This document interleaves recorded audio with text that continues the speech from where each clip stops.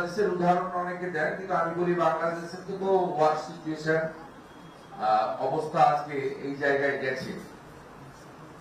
আজকে বিভিন্ন ঘটনা ঘটেছে 2:30টার পর থেকে। আমার কাছে সমস্ত ভিডিও এবং সমস্ত তথ্য আছে।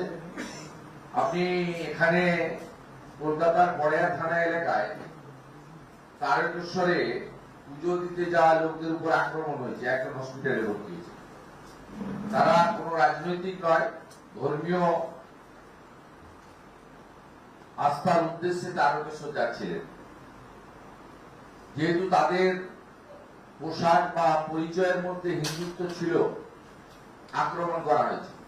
এখান থেকে 20-25 কিলোমিটার দূরে আমতলাতে, দক্ষিণ 24 পরগনা, ডায়মন্ড হারবার মডেল 7 লক্ষ ভোট পেয়ে জেতার কথা যিনি বলেন, সেখানে পুলিশের গাড়ি একেবারে জঙ্গিপুরের কায়দায় জঙ্গিপুরে পুড়িয়েছিল।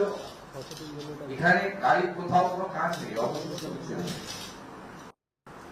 পূর্ব মেদিনীপুরের তমলুকে জেলা শাসকের অফিসে ডেপুটেশন দেওয়ার সময় বাইরে প্যাসেঞ্জার ভর্তি বাসের উপর আক্রমণ ঘটেছে।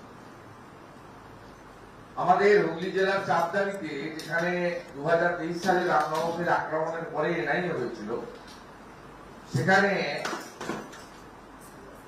গতকাল সিদ্দিকুল্লাহ চৌধুরী যে এখানে হুঙ্কার সভা, যিনি বলেছেন যে 50টা জায়গায় 2000 করে লোক বসিয়ে দেবেন এবং 15 মিনিটে কলকাতাকে টাইট দেবেন।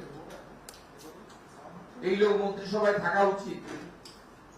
তিনি আবার গর্বের সঙ্গে দাবি করেছেন মুখ্যমন্ত্রীর দপ্তর থেকে তাকে এই বিরাট সমাবেশের জন্য অভিনন্দন জানানো হয়েছে।